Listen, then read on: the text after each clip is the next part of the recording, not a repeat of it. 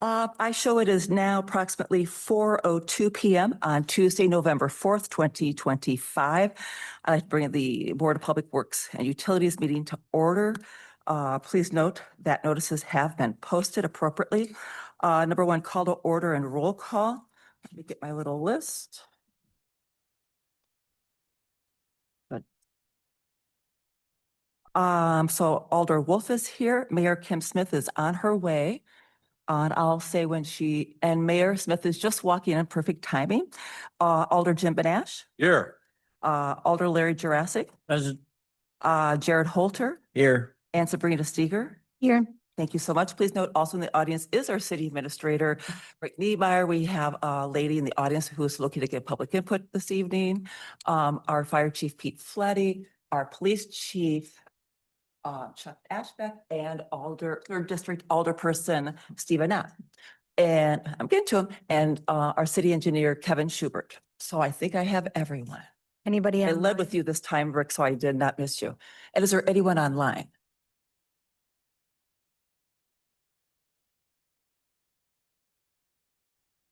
Alder Lorndorf is online also. And please note for the record that second district alderperson, Alder Lohendorf is online. And Sabrina, did you want to say something? Oh, no. Okay. Oh, you're good. So moving on to item number 2, consideration and action on minutes from the previous meeting.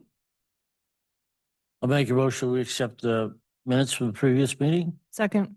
Motion by Alder Larry, second by Mayor Kim to approve the previous Board of Public Works meeting minutes. Discussion?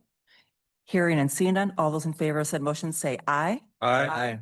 Those opposed, motion carries unanimously. Item number 3, public input, which is limited to 3 minutes per individual. If you would like to give public input, you may do so at this time. Please state your first and last name and your home address. So first and last name and your home address, and welcome. Hi. Well, Thank you for coming tonight. My home address or my work address? Work Before I address, come? yeah. Okay. My name is Deb Taylor. I'm the campus administrator at Eagle Crest North, which is located at 351 Mason Street in Onalaska. I have a letter that I wanted to present or read from our residents.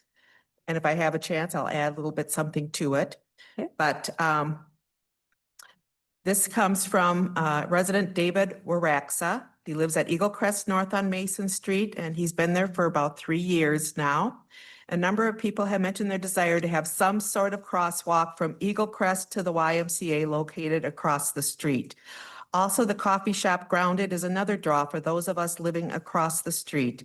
I brought this idea up a couple of the community meetings we have on a monthly basis with me, Deb Taylor, and presented this idea to me. And I reached out at the time to Mr. Jared Holter with the concept of creating a safe way for residents to go across the 60-foot of street called Mason Street. An idea was floated about a crosswalk down near the municipal garage, which is a block away, citing a desire to keep the crosswalk away from the YMCA's driveway. This is where I came into the conversation, as I can see the crosswalk was not going to be used for the intended purpose, which originally was a short and safe way for the seniors to traverse across Mason Street. He's got that spelled wrong. I must note my use of the word seniors. I'm sure if you presented the idea of walking 2 blocks down one side of the street to the garage and then back to the YMCA to a senior who wants to just cross the 60-foot street, their eyes would roll and say, really? They're not going to do that. So I contacted Jim and he met me, Mr. Jim Benash, and he met me at the driveway to Eagle Crest North. We talked and I stressed the proposed crosswalk would be a waste of money as it is located in a position the seniors would not use. He mentioned the desire to not have the crosswalk near the driveways, but I can point out a crosswalk by the Sunfish that is across the busy street and right next to a driveway. It is not a good argument.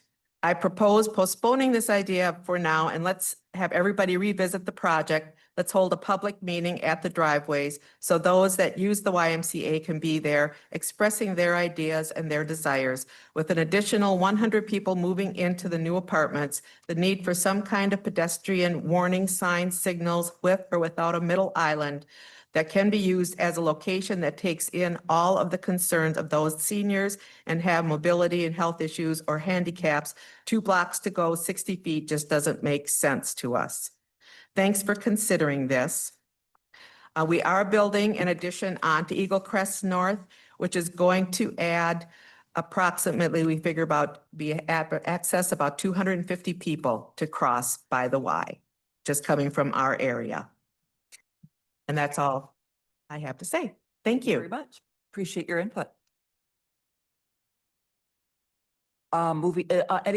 First call for second, for public input. Second call for public input. Third and final call for public input. I will, move on from public input, consideration and possible action on the following items under Public Works for 2026 capital improvements projects. Under item A, public hearing, approximately 4:00 PM or immediately following public input regarding the 2026 capital improvements projects. Jared, Before we start, just I wanted to note for the record that we will be looking at the public hearing and it will include possible additions, deletions, and changes to the proposed capital improvement budget. yes, thank you. If I remember correctly, I'm wondering if what we should lead with this is the 2 items, I think it was 2 line items that we started, or that was referenced at council. Should Sabrina? probably have the public hearing first. Oh, I'm so sorry. Oh, gosh. Thank you so much. It's been a long day. So public hearing, I am opening up the public hearing for regarding the 2026 capital improvements projects. First call for input on our current 2026 proposed capital improvement projects. Second call. Third and final call. Okay, thank you, Jared. I move on to 4B under Public Works, consideration, possible recommendations, and possible action in regards to the 2026 capital improvement projects. Now, Sabrina. Thank you. Due to purchasing the marked police vehicles early, I would like to make a motion to remove projects PD 26-1 for $175,600 and project number PD 26-2 for $21,000.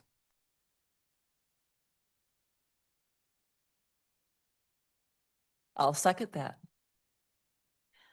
So motion is to remove, because they have other funding at this time, the items PD 26-1 and PD 26-2 for $175,600 and $21,000. And I show the total of that is $196,600. Discussion. Hearing none, all those in favor of said motion say aye. Larry, Aye. question. Do Larry? we want to note what the additional funding is? I thought, didn't you mention it, that it was, Yep, those items are now being purchased out of the Equipment Replacement Fund in 2025. that we approved? I think it must have been at council, Yes. give the approval. Yep, and if the vehicles were not done until 2026, I would come forward with a resolution to pay for them in 2026. Thank you. But that would be after year end. So. So any other further discussion? Hearing none, all those in favor of said motion say aye. Aye. Those opposed, motion carries unanimously. A couple questions I have for you, Sabrina, before we start any further is, I just want to confirm, as presented today, as far as for 2026 and the green lines, what is the total that is affecting the general fund?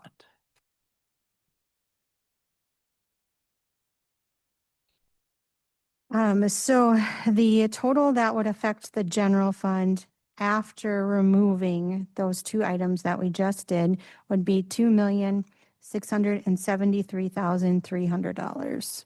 What was the last three digits? 300. So, $2,673,300? Correct. Thank you. And just as a reminder, and again, I would just want to confirm with you, I know at the August meeting, if I remember correctly, you said that you'd be most comfortable if we stayed for general fund purposes only, somewhere between 3 and 3.25. Do you still feel that way? I do. Okay, okay. I know there's some different ways we can go about this. I know when we ended last month, we were under those dollars. And I personally felt very comfortable with it. I'm assuming everyone else did also because we all voted unanimously. I would like to just note that there is $196,600 that we could consider if we chose to. Sabrina? Thank you. The only other thing that I'd just like to make note of is we are borrowing probably 5 million, if not more, with the debt issuance costs for the mortgage revenue bond. So just in total, we are borrowing, almost $11 million. So just a heads up on that. Sure. And the reason why I asked Mhm. if you were still felt that way, because you said that then, a lot of things have transpired and there's been a lot of discussion, a lot of motions and approvals and such. That's why I just want to make sure if we were to, if you would still feel, I'm not saying that, oh, Sabrina's a yes, but you would still feel comfortable if this body found them worthy to be added. Yep. Okay, thank you. Mayor Kim? I was just going to say, with doing the mortgage revenue bond and all the other things that we've done, I'm comfortable with proceeding with this capital improvement budget as we have before us at this moment. Okay, That's my position. And I think Jared has a comment. Jared? Yeah, I would agree with that. One of the things with the mortgage revenue bond is we are committing to the water, sewer, sanitary sewer projects for 2027. And, we will have general costs in 2027. So I think in a way, we're deferring some of our available funds possibly use in 26 that we're going to end up actually doing in 27. So we are by virtue of staying maybe a little bit under where we even feel comfortable with this year, some of those funds, we just need to remember that next year when we go into 27 that, we're already committing approximately 1.2 million toward that budget. So it's good that we're staying under because the number may be a little higher next year. Is just never know what projects come in and what we do, but it just looks like we're saving a little now to defer it to next year. Thank you, Jared. Chair, was that a motion? But Mayor Kim? I guess with that being said, I'm willing to put a motion on the floor. It can be amended, but I'd like to put a motion on the floor to approve the 2026 capital improvement projects budget as we currently have it. second, I'm sorry, Mayor, what was the very last few words you said? As we currently have it with the changes that Sabrina mentioned at the beginning of this meeting, removing those 2 items due to other funding sources. So as it was in the packet, but with those 2 items removed, that's my motion. So motion by Mayor Kim, second by Alder Larry to approve the 2026 capital improvement projects, noting the 2 previous changes, and the amount would be $2,673,300. Discussion. Jared? That also includes the 2027 mortgage revenue bond, which is included with the capital improvement projects. Yes. Thank you. Rick, if I could call on you as far as your thoughts or input as our city administrator? Sure. Excuse me. I actually agree with, and I was thinking the same thing that Jared had said, actually. With already having committed some funds for next year out of our general obligation borrowing, it does make sense to maybe keep it under a little bit more this year and then just see what next year brings. Again, whether we keep it at a certain amount or do a little extra next year based on that. We'll have to wait and see, of course. But that was my initial thought too, was that makes sense to keep it lower this year. Thank you. Any other discussion?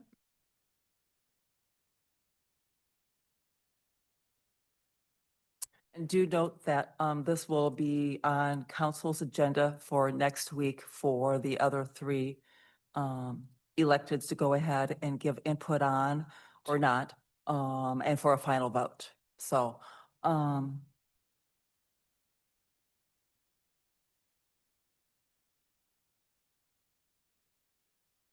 I'll withhold my comments till next Tuesday. So, motion is to approve. All those in favor of said motion, say aye. Aye. Those opposed, motion carries unanimously. Item 5, request for installation of crosswalk at the 300/400 block of Mason Street. Jared. Thank you. I'm just gonna get a map up here quick.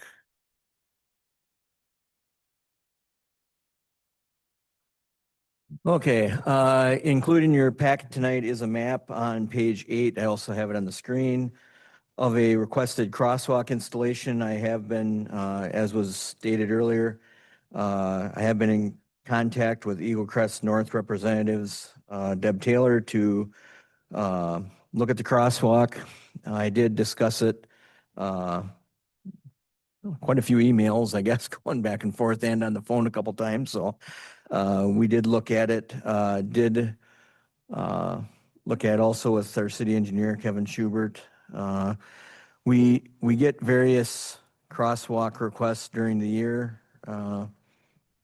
Not a lot, but they come in more than you think they are. Just in general policy, we try to keep crosswalks at intersections. Now, we understand some blocks are longer than others and things like that.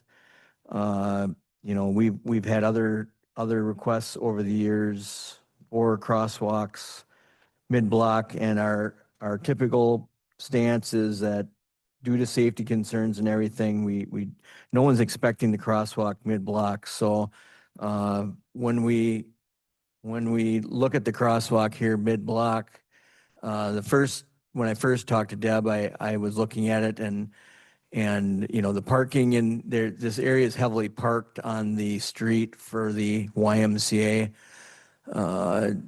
Looking at it again, you know, we do have a lot of it striped, no parking already, especially on the north side of the road. We've had a lot of parking issues on that stretch when the Y first went in. When I talked to her, I did come up with, since this would be in the middle of this long block, but between 35 and between East Avenue, we have the sidewalk that comes around the Omni Center, comes around the Public Works facility and comes out right here by the parking lot, the Public Works facility. We have very little parking, if any, up in that area, unless it's a special event. Sight distance, sight visibility is good. We thought maybe we could put the crosswalk in here. As you heard tonight, the residents of Eagle Crest really want the crosswalk put in somewhere in the vicinity of the driveway. You know, it's one of that, when we look at the installation of crosswalks within the city, a lot of times we don't, if you notice around the city, not every intersection has a crosswalk at it. You know, we have handicap ramps, we have ADA access ramps, but we just can't stripe every intersection in the city. We just don't physically have enough time for that. So we try to pick the ones that are on collector arterial streets. This is a collector street, East Avenue's collector street. So traffic wise, there are a lot of residents that are at the Eagle Crest facility that could come down. But when I look at this for what I do, and I mean, we could contact a traffic engineer too, and I get a letter from a further expert in the field, but we do not, very seldom do we ever approved a crosswalk mid-block. Now, there is, actually, if you go, it's off the map here, but, we do have one at the Omni Center, because we've got parking on one side, 300 parking stalls on one side of the Omni Center, and to get over there, there is one that is mid-block. So it's very similar to this, so I'm not gonna say that we never do it, but to me, that's a different facility that is different than this. You can look at it as safety, convenience, what is the need for the crosswalk? When you look at the installation of the crosswalk facility there, as was stated in the letter, where do we stop? Do we put up rapid flashing beacons? What are the amenities that we are going to put in? If we put the crosswalk in, we've got to put in a ADA handicap ramp, so we would have to put that in just to put the crosswalk in. It'd have to be to one side or the other of the driveway. We would not ever install it in the driveway, ever. So that would be where I stand. I'm not in support of the installation of the crosswalk in this location. So, Thank you, Jared. Mayor Kim and then Alder Larry. Jared, one concern I have is that the residents are probably already crossing there often because have a Y membership and I know obviously I don't know that they're coming from Eagle Crest, but I know there's a lot of seniors there. There's a lot of senior programming. It's already kind of a long walk down the hill from the residents to the Y. And so I'm thinking that going down to the, additional half a block or whatever is probably not very practical for the population. So I'm going to imagine that whatever the number of people are, per day or per week are going to cross there anyway. So, at some point, it might make more sense for safety, public safety, just to have a crosswalk there. Do you see any value in that is the first part of the question. And then the second part of the question is, has Eagle Crest or the YMCA mentioned any kind of cost sharing for this crosswalk? I guess on the first part, I look at the high school. All the students walk down from the high school, they walk through the library parking lot, they jaywalk across. And we had a request probably 10 years ago to put a crosswalk in there. Now they're able-bodied. I do acknowledge that this is a pedestrian class that is limited in their mobility. I do understand that versus the students from the high school, but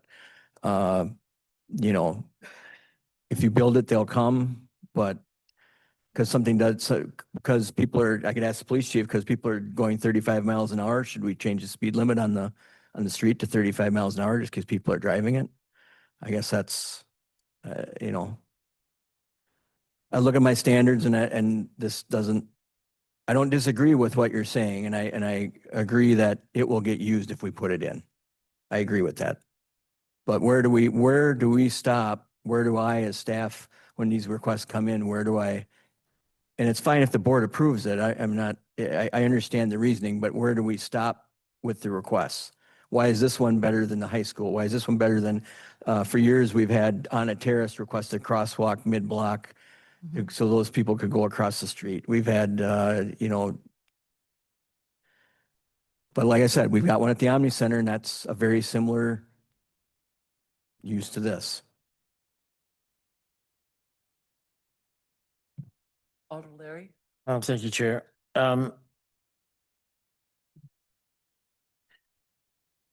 You're gonna have to put in ADA driveway going down on both sides, so whatever commitment we do make. Plus, just by paying it on the street, I don't think that's gonna be effective enough for traffic, so we're gonna have to looking at some sort of signage, whether it be the flashing lights or just crosswalk up ahead, something along those lines. So just by doing just the simple painting, I don't think that'll work. Alder Jones. Or-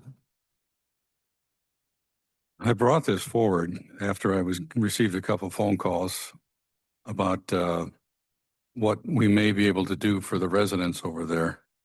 And because of the fact that they're elderly, I was informed that they also go over to the Y, not just for coffee, but Gunderson is over there as well as they can work out as well. So there's several things that they can do there. I've been advised that going up to the block and going around the block, it's a long walk, but also if you're over there, you notice they've got a long walk from the top of the hill all the way to the bottom. But then they'd have to go to the end of the block and around. As far as on Alaska Terrace, they've got the stoplight there, so that's a lot closer than what this would be. And there's a state law that if you have a crosswalk and somebody's standing there, you got to stop and let them go. So when you're in the middle of the street, that's not necessarily the case. But even if you hit somebody while they're in the street, you still got a problem. And then as far as contributing, I believe that the people over there would have to put it on their agenda in order to agree to maybe contribute to the cost of what this may be for putting in a crosswalk. And Jared and I talked about this, and we might have to remove one car space on the south side of the road on Mason Street.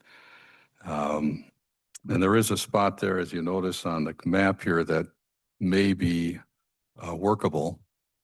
It is unusual for mid-block, but then again, we're not dealing with adolescents or middle-aged people. We're dealing with the elderly. So, and we have a number of these projects that are going on in the city. I think we have to accommodate them. That's why I brought this forward. Thank you, Jim. Alderman.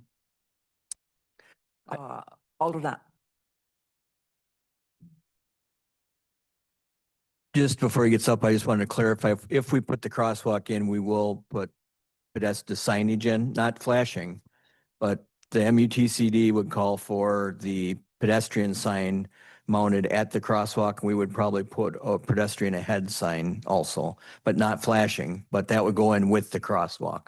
That's fairly standard if it's going to get you, if you drive around. Not all of them have it, but I would think if we're going to put the crosswalk in, I would have our staff do it that way.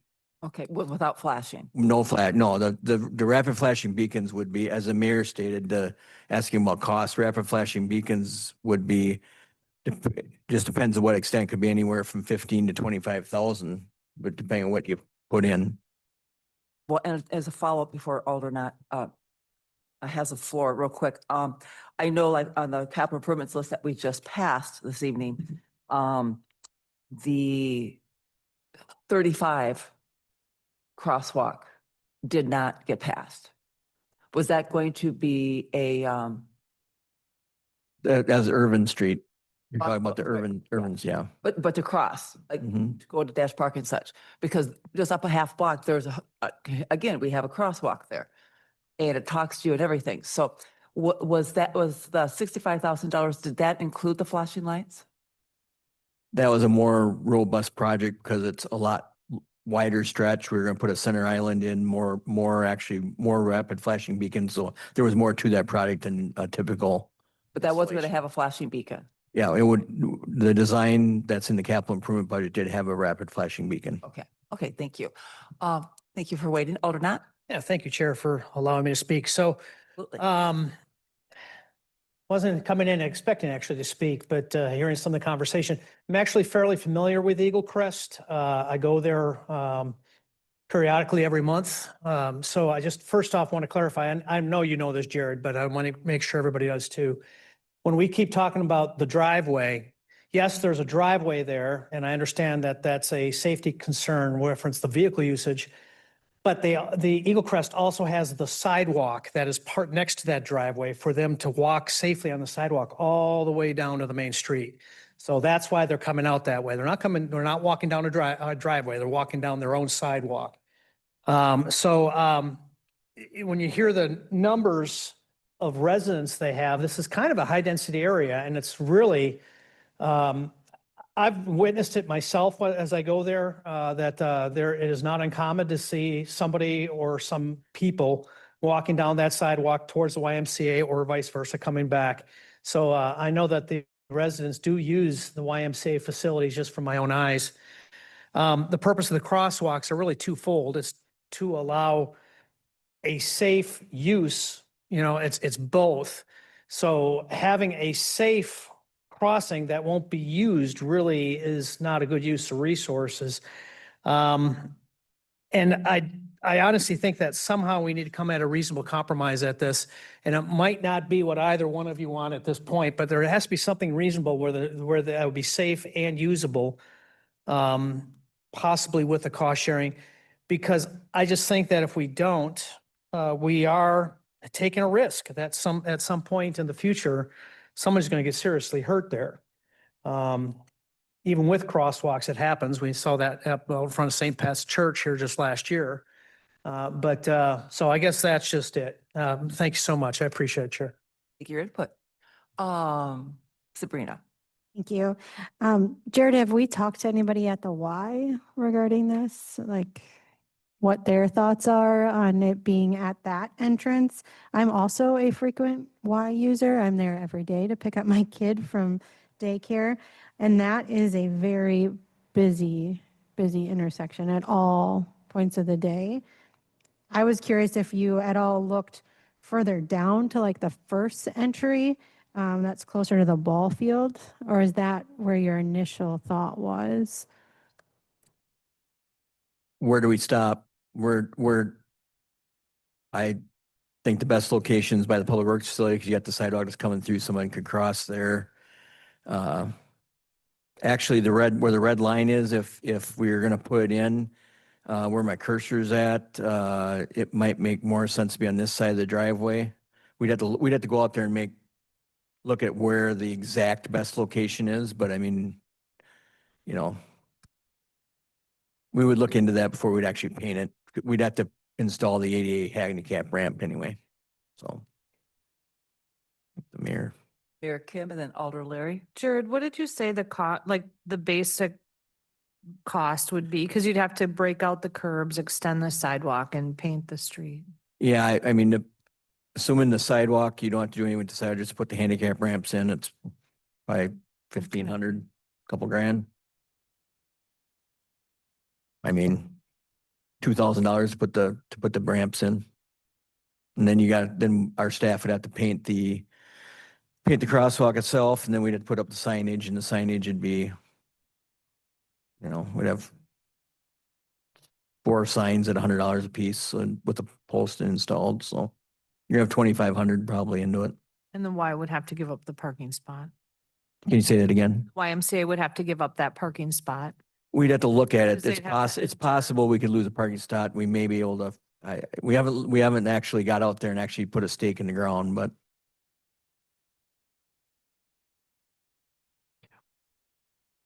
Alder Larry and then Sabrina. Thank you, Chair. On the west side of Eagle Crest, is that a sidewalk also the yellow line you see today is all sidewalks on the map. on the west side? It's north and south. South, so it'd have to be. That'd be west. So that there's the yellow is the city sidewalks. On the right side of the driveway, so along this driveway, there's Building, a sidewalk along this driveway going up. other side of the building. No, there's no sidewalks over here. Okay, that's what I was wondering. there's a- Wouldn't it come out right to that. Yeah, location? there's about a 40-foot drop off here, so there's really no way you can get something where you'd leave the building on this corner and come down to Mason Street. It's just too much elevation. Okay, that's what I want to make sure. It wasn't anything. Sabrina. And I guess my follow-up for the Y, have they had any input on any of this? I haven't talked to Mr. Sulfur, the executive director, but part of if we go across, the Y doesn't have a good, even when you're on the sidewalk, even if you didn't have to cross, let's say you're on that sidewalk, they don't have a good circulation system themselves necessarily, but that would be an internal Y. Right, and I mean, there's always parking on that road, so it would just be, I think it would be the visibility of even seeing the signs for the crosswalk. The good thing is between the LB White driveway and the Eagle Crest driveway, we have the whole north side of that between those driveways posted no parking. They park on the other side. Correct, Yeah. but if you put the crosswalk in this vicinity, you would basically have no parking. You'd be able to down to the east of the LB White driveway would be the end of the parking. So your sight distances to the crosswalk would not be hindered by the parking as you're going, not overly hindered as you're headed westbound on Mason Street. As you're headed eastbound on Mason Street, once again, if you put the somewhere in this vicinity, there is some no parking here on the west side of the driveway into the Y. So, you know, you can see on the air photo, you can see where this car is in the air photo here. So they would be, you know, I'd have to have an actual traffic engineer run the sight distances for the speed to know exactly what it is, but you know, it just a lot going on. Jared, quick question, then Chief Ashbeck. I know you have a tool that, or some site that you can go to. Do we know like a number of vehicles on that stretch? Oh, I would guess it's probably, I don't know if it's on the DOT site or not. It's probably 2,500 a day, I'd say, give or take.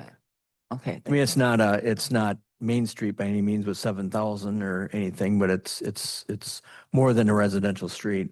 We just imagine the traffic generated by the Y. Yeah. I mean, Yeah. there's probably 500 trips a day at least in and out of that facility, but Okay, thank you. Chief Ashbeck. Yes, thank you.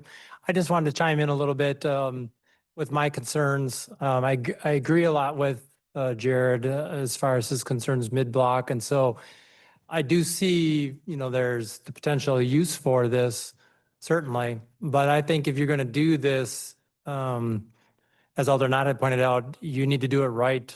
Otherwise, it's really, you're kind of wasting money. And quite frankly, I think if you do just a standard crosswalk there with the visibility, I mean, yes, there isn't much parking on the north side, but that south side is always full of cars. And I think if you don't put, and I don't know if this is even doable, but a bump out on the south side coming out, because unless you know, cancel several parking stalls on each side, that visibility both directions, if someone is exiting the Y coming out and a car is traveling down at least probably minimum 30 miles an hour, the stopping distance of those vehicles is going to be an issue. So unless you have a bump out with lights, personally, I don't think that has got to be the minimum standard for if you're going to do mid-block in that area.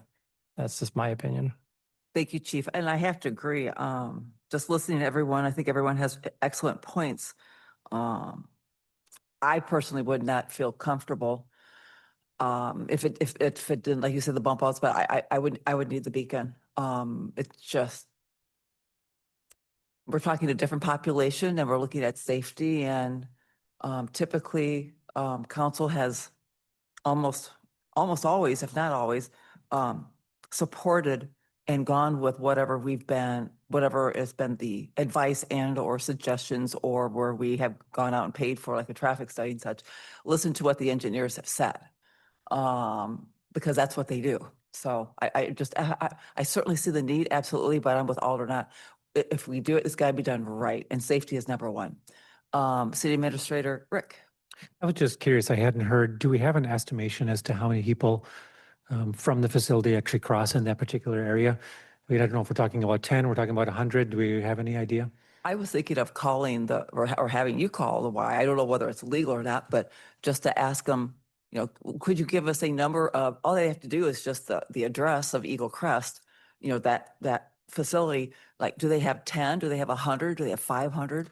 I don't know whether that would, if they're allowed to share that information, Sure, but it might help us have us more information is always better. correct. And that's assuming that all those people are walking and some are not driving too, correct? But I Type think of it'd thing. just be So good to have a general idea, like how many. But so I didn't know if you had any conversations with anybody. no, you know, I think the Eagle Crest North representative, you know, they're adding on to the facility. I think it's, Deb, do you know how many total units you have in that facility? Just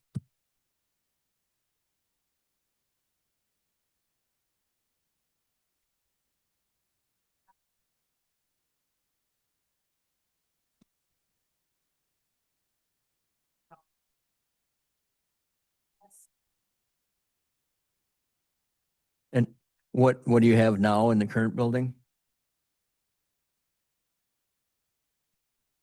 So it's 200.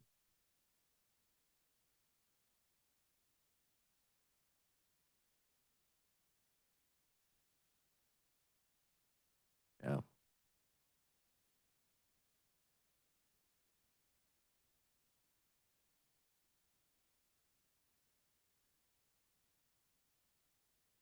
Give or take, you got 200 units. Once the addition goes in, I mean, I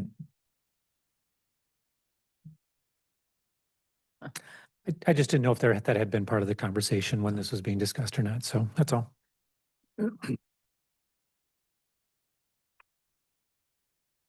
So any other input, questions, concerns, motions? Alder Larry. Yeah, I'll make a motion that we table this until they can make contact with the Y to see if they want to participate in funding this project. And if we're gonna table, we should table to a certain date. And if once we table, we can't discuss. Point of order. Right, once there's a second. I would prefer more of a refer. That table word is a really bad word. Okay. And at least that's my thought. I mean, it's mean- your motion, so you can make your motion, so. But if what I heard what Alder, oh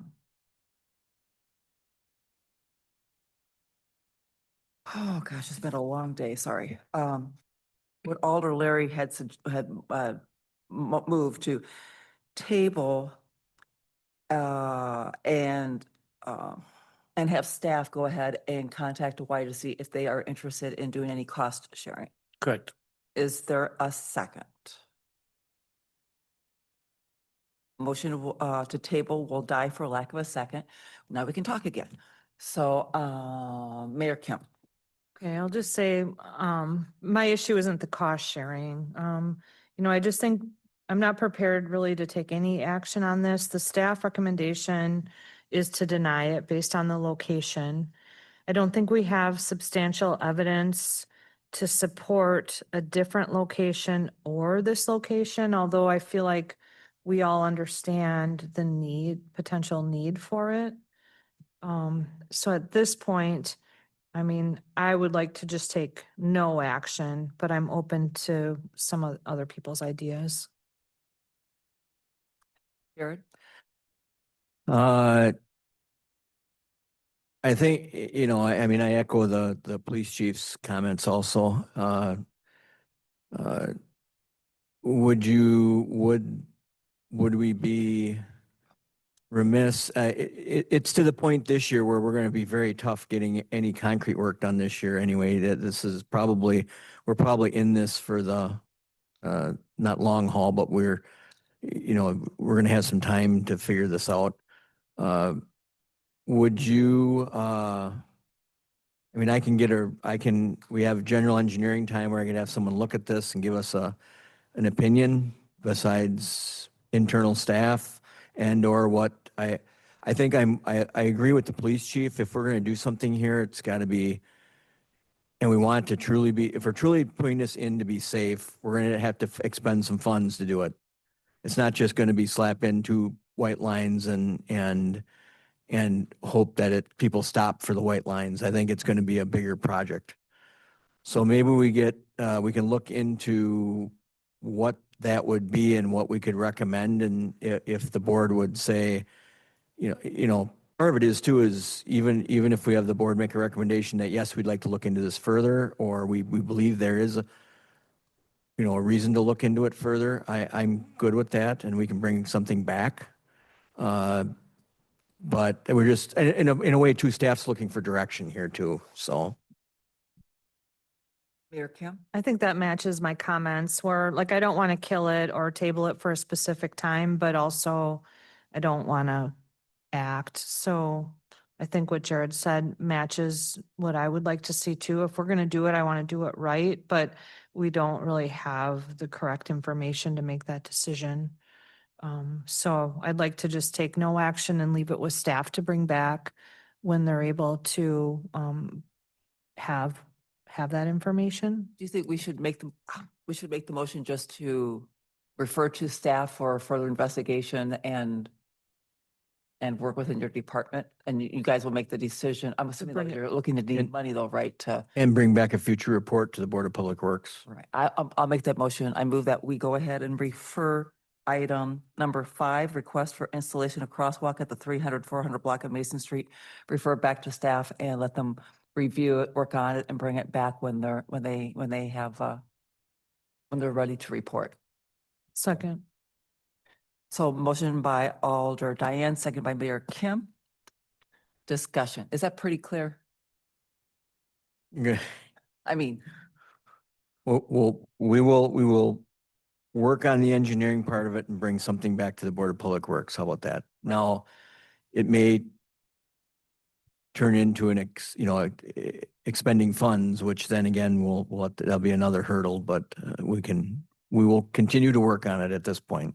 and under discussion, I don't think we're all looking like, oh, we want to hear back from you next month. Because like you said, there's going to be a lot of pieces, there's a lot of steps. And again, I think we're just all looking for a solution.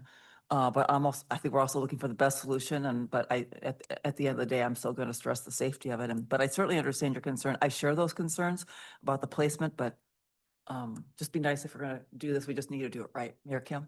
And I think if you want assistance in any of us, myself or Jim Benash, since he's been involved, or we will help with talking with Bill Soper and the YMCA, and we have representation from Eagle Crest as well, if we want to have a small group to talk more as well, So just so we have the best possible outcome. thank you, Mayor. Any other discussion? Hearing none, all those in favor of the motion to refer back to staff, say aye. Aye. Those opposed, motion carries unanimously. Thank you very much for coming in this evening, and I know you've connected with Jared and also Alder Benash, so just to keep in touch. Thank you. Item number 6, utility leak adjustment policy. Here. Thank you. In your packet tonight, on page 11, you can see an updated leak adjustment policy with some changes in blue and red. Some of them are just putting Public Works in for utility. But the main reason for this is our staff, when they work with our constituents, our customers that come and have a leak, whether it's a leaking toilet, water softener that cycles too much, we do use the leak policy. So in your packet tonight are 2 examples of the leak policy. So the first one is the original bill that someone received back on 4/20 of 25. They received a bill for $623. So you can see this is a person, and you look at their usage history.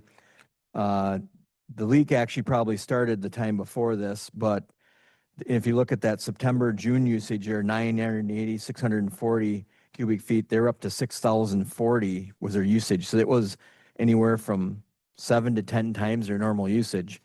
So what they get billed is 623. So we found a leak, used our leak policy as it currently sits. We sent them a bill for $575.25. So we lowered that bill $50. It's to the point now with how much we're charging for the sewer on things that, it just, we get concerned, customers that say, well, we followed, you told us you have a leak adjustment policy, whatever. I don't think they're expecting the bill to be necessarily taken away, but they almost laugh at us when we say we're taking $50 off your bill. So from my staff, we were discussing and adding the sewer to that. So that same, if you did water and sewer, like we do the water, instead of a $623 bill, that bill would have been $461. Still a sizable bill. Their normal bill on normal usage is probably in that $150 range. So in my mind, it still has impacts enough that someone's not going to just want to come in and use a bunch of water and take the leak policy. It still has impacts, but we are if we know there's a leak, we are giving them an adjustment that seems to be worthwhile. Then on the second example was one also from 420. We had someone that usually used, in that 2,000 cubic foot range. For instance, at my house, we use about 1,700 or so. So this person got a bill for $1,089. We administered leak policy and it went down to 1,012.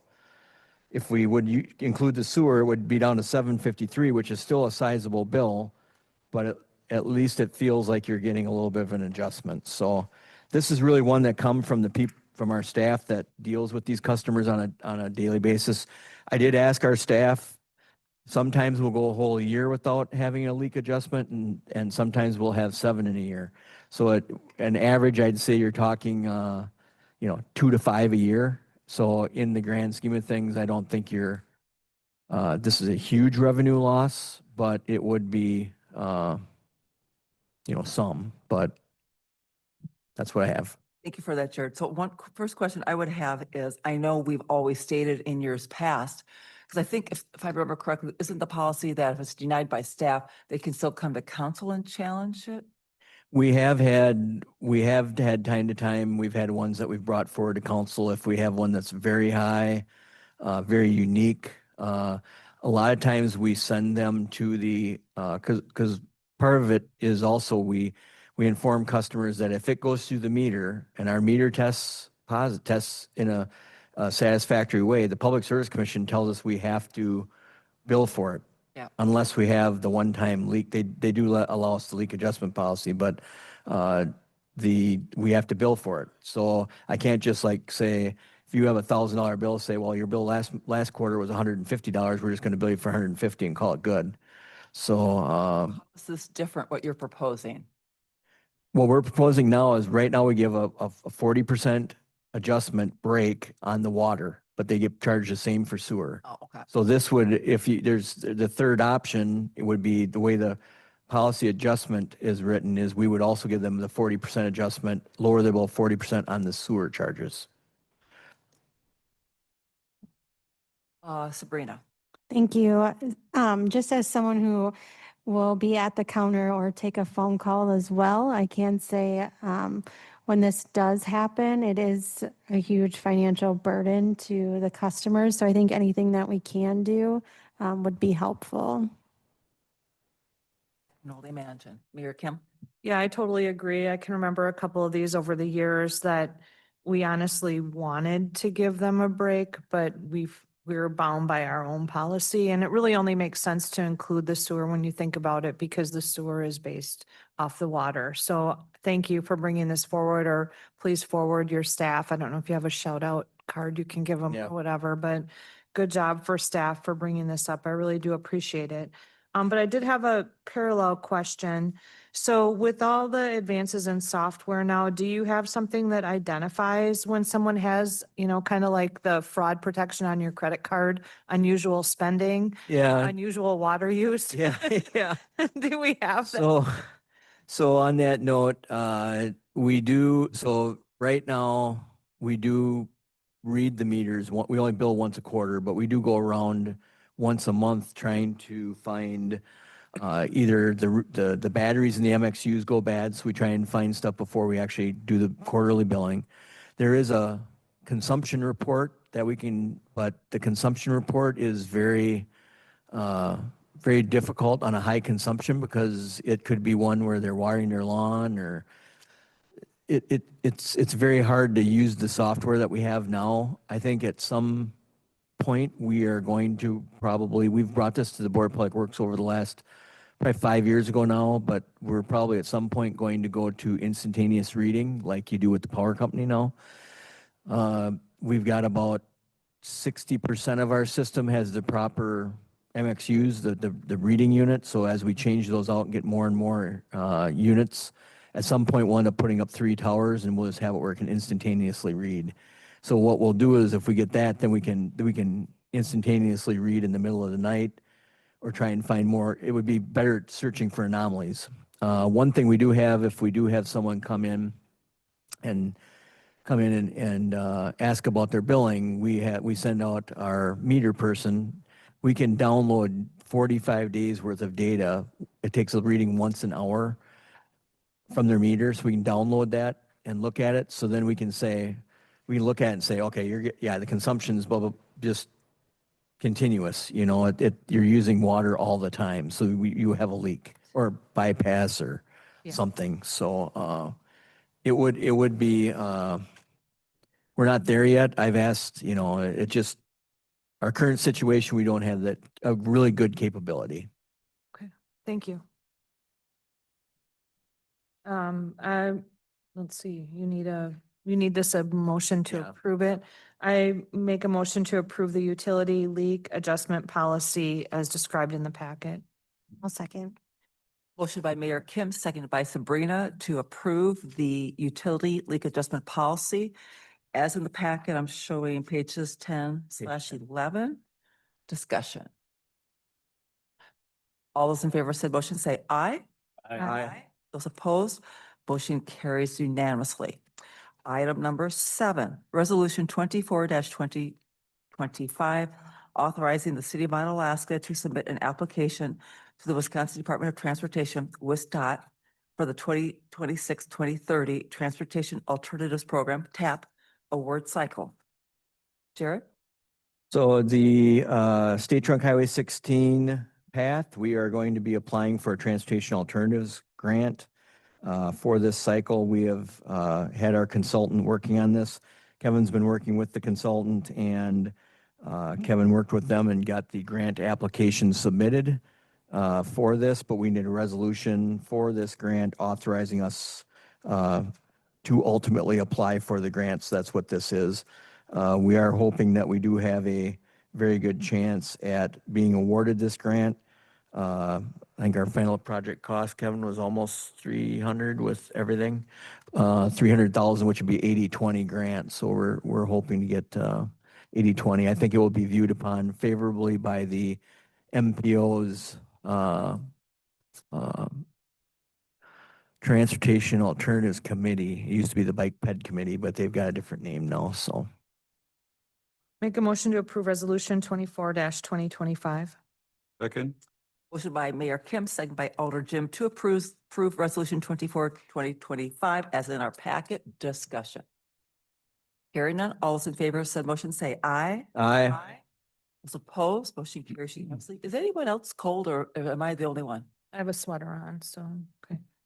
Okay. Unusual for me to say that, but oh my gosh. Number 8, real estate services for State Trunk Highway 16 multi-use path project. Jared. In your packet tonight is a agreement for real estate services for this project. This is through MSA Professional Services. This is our designer on the project. We are recommending going with the real estate services from the design firm. This will assist in answering questions and keeping the flow of the project going. On page 23, it does outline the different sections of the services. If you look, we've got $12,000 for appraisal reports. To meet DOT standards, we've got to have a different review appraiser review those, make sure they're good. That's $3,750. We had the actual acquisitions is $18,300, and the project management and keeping everything moving is $3,300. Be a total of $37,350. We do have this money in the capital improvements budget for the construction of the project, and we'll need these 3 easements and sliver right-of-ways for the project to be installed. Mayor Kim. I just had one question because it says that's the estimated, is that an estimated amount or a not to exceed amount? I would say that's a not to exceed. Okay, I make a motion to approve the real estate services with MSA for an amount not to exceed $37,350. I'll second. Motion by Mayor Kim, second by Sabrina to approve the real estate services for State Trunk Highway 16 multi-use path project in the amount of not to exceed $37,350 to MSA. Discussion. See none, all those in favor of said motion say aye. Aye. Those opposed, Motion carries unanimously. Number 9, snow and ice control policy. Jared. In your packet tonight is the snow and ice control policy that governs our winter operations. We did not update it this year. We really had nothing major to add. We did have a couple small street extensions, but they're very minor, so we did not update the policy for them. No changes in policy as far as how we run our operations. Things are very, very much the same as last year. I will note under page 32, under facts, alternate side parking is always our favorite topic when it comes to the snow and ice policy. Snow and ice policy and the ordinance does still have the alternate side parking from December 15th through March 1st. We have dialed that back a couple times in the last 5 years. And with that, then if it's outside those limits, we can declare a snow emergency. So other than that, I guess just kind of bringing it forward for information so elected officials know what our standards we try to get to. Thank you for that. Thank you. Any questions? I'll be gladly to take them. We don't need a motion on it or anything, right? Information. There was no change. Is it just FIO? Excuse me? It's just for FYI, yep, FYI. He's It's, trying to head off multiple phone calls. I'll still Well- call him. Yeah, I have someone who's very upset the last 2 winters because they allege that they live right behind City Hall and how come they're last on the list? Yeah. I'm going to refer them to you. I keep referring, but they won't call anyone but me, so. So item number 10, well, number 9, engineering design services for, boy, I have to be careful. Per floor, alcohol. alcohol, whatever, in, yeah, the PFAS treatment. There we go. I should have led with that. Jared. In your handout tonight, we did hand out a consultant selection summary. As you heard last month, we discussed the treatment for PFAS at well number 9. We discussed how valuable that well is to our operations of our water system, discussed the funding opportunities that are available in the short time frame we have. So city staff contacted 2 consulting engineers that we've previously worked with, that we could meet the timelines of having plans done by June 30th of 2026. Staff did prepare a request for proposals, distributed that about 3 weeks ago, and we actually had the submittal Friday of those proposals. If you look, we also had Rick Niemeyer, our city administrator, Kevin Schubert, city engineer, Sabrina Steger, our financial services manager, and myself, the director of public works, score them. We did have SEH and MSA both submit. I will say that both of them visited the site. Both of them, if you looked through their proposals, they were not done in a short time frame. They both put lots of thought, lots of effort into them. So we were very pleased with what we received for proposals. After scoring, we did have SEH at 374, MSA at 345. We always have a sealed envelope that we open after we have scored for what the proposed design fees would be. You can see that the design fees that SEH has proposed is $415,715. As a rule of thumb, generally engineering design will be 6 to 8% if you take of the project cost. If you take our $7 million design cost and take 6%, you're at $420,000. So this is a number that it looks large, but it is a number that is the industry standard. We did, in the capital improvements budget, we did budget $50,000 to start design. That will be approved. We do have a little over $400,000 in the capital improvement water designated fund for the capital projects that I believe that we could use toward this project. Sabrina could chime in, but we do have that funding source from what we've saved on other capital improvement projects over the years that I think would be a good source for the funding on this. We also have received some of our 3M payments, so we do have some money in our account from those. But I think those would be better to be left for either construction or even as a designated account for maintenance of the facility, because whatever treatment we have will have costs over time. So I think our capital improvements funds are the best use of resources to fund this design.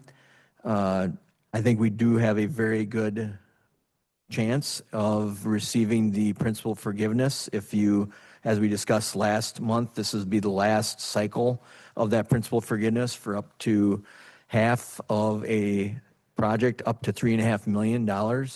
So I believe that this is the best accelerated use of getting this designed and getting it done. We could have done this a year ago, but we didn't have the data to support. I didn't feel at that time, but with the last year's worth of data and sampling that we've done, I feel that this is the proper direction. Thank you, Jared.